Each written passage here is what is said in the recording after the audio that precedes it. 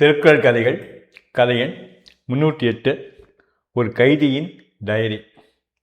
ஆளும் கட்சியின் தேர்தல் முறையீடுகளை கண்டித்து போராட்டம் நடத்தியதற்காக முத்துசாமி சிறையில் அடைக்கப்பட்டு 25 நாட்கள் ஆகிவிட்டன. தேர்தல் முடிந்து வாக்குகள் எண்ணப்பட்டு முடிவுகள் அறிவிக்கப்பட்டன. ஆளும் கட்சி பெரிய அளவில் வெற்றி பெற்று மீண்டும் ஆட்சியை பிடிக்கும் என்ற கருத்து கணிப்புகளுக்கு மாறாக எதிர்க்கட்சி பெரும்பாலான இடங்களில் வெற்றி பெற்று ஆட்சியை பிடித்தது. புதிய அரசின் உத்தரவுக்கு ஏற்ப தேர்தல் முறையீடுகளை கண்டித்து போராட்டம் நடத்தியவர்கள் மீது போடப்பட்ட வழக்குகள் திரும்பப் பெறப்பட்டு கைது செய்யப்பட்ட அனைவரும் விடுதலை செய்யப்பட்டனர். முத்துசாமியை சிறையிலிருந்து விடுதலை செய்த சப் இன்ஸ்பெக்டர் பசுபதி தயக்கத்துடன் அவரை பார்த்து, ஐயா, உங்கள் வீட்டில் கடுமையாக நடந்துகிட்டு இருந்தால் என்னை மன்னிச்சிடுங்க என்றார். நடந்துக்கிட்டு இருந்தாளா? அப்புறம் எங்கள் கிட்ட கடுமையாக நடந்துக்கலையா என்றார் முத்துசாமி சிரித்தபடி. ஐயா, உங்களுக்கு தெரியாதில்லை, அரசு அதிகாரிங்க போலீஸ்காரங்க எல்லாரும் ஆளுங்கட்சிக்கு ஆதரவாக நடத்துக்க வேண்டிய கட்டாயம் தானே இருக்கோம் என்றார் பசுபதி. அப்படியா? அமைதியாக போராடின என்ன வன்முறையில் ஈடுபட்டதா பொய்யா வழக்கு போட்டு கைது செஞ்சீங்க.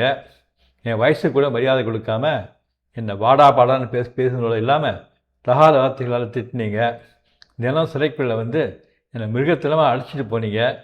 இப்படிலாம் செய்ய சொல்லி உங்கள் வீட்டில் அமைச்சர்களோ ஆளுங்கட்சிக்காரங்களோ சொன்னாங்களா என்ன?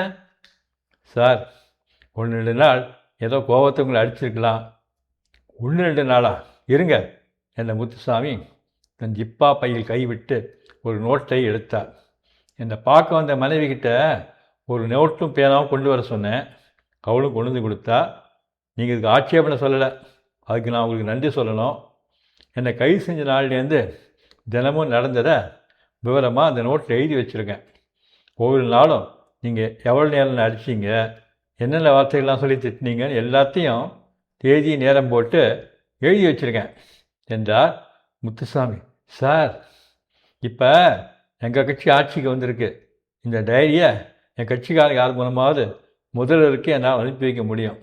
இதை படிச்சுட்டு அவர் என்ன நடவடிக்கை எடுப்பார் எனக்கு தெரியாது.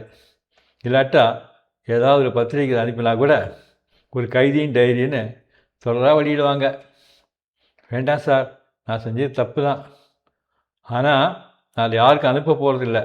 ஏன், இதை எடுத்துகிட்டு கூட போக போகிறதில்ல என்ற முத்துசாமி நோட்டு புத்தகத்தின் பக்கங்களை கிழித்து அருகில் இருந்த குப்பை கூடையில் போட்டார். அப்புறம் எதுக்குது எழுந்தேன்னு யோசிக்கிறீங்களா? நீங்கள் என்னை கண்டபடி பேசி அடித்து கொடுமைப்படுத்தினப்ப எனக்கு உங்கள் மேலே ஆத்திரம் வர்றது இயல்பு தானே. ஆனால் அந்த ஆத்திரம் என் மனசில் இருக்கக்கூடாதுங்கிறதுக்காகத்தான் என் கோபத்தையெல்லாம் கொட்டி அதை எழுதினேன். நல்ல வேளை இப்படி ஒரு வடிகால் இருந்ததால் என் கோபமெல்லாம் அப்பப்போ வெளியேறிடுச்சு. இப்போ எனக்கு உங்கள் மேலே கோபம் இல்லை. நீங்கள் செஞ்சது தப்பு தான். இனிமேல் இப்படிப்பட்ட தப்பை செய்யாமல் இருங்க. நான் வரேன். முத்துசாமி கையை வீசியபடி ஸ்டேஷனை விட்டு வெளியேறினார். திருக்குறள் அறத்துப்பால் துறவரவியல் அதிகாரம் 31 வெகுளாமை. குறள் 308. இணர் எரி தோய்வண்ண இன்னா செய்யினும் புணரின் வெகுளாமை நன்று.